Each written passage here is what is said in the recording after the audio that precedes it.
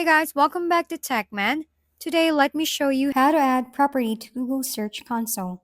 In this tutorial, you'll learn how to add a property to Google Search Console.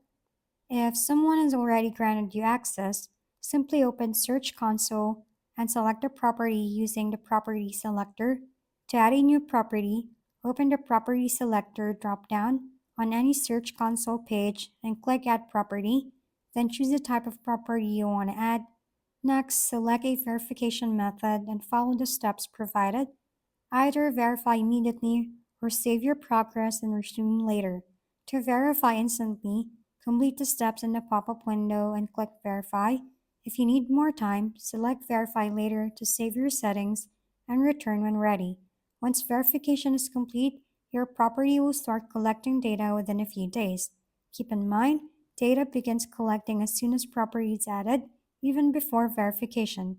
If no data appears after several days, check the URL is correct, ensuring you've used HTTP or HTTPS accurately.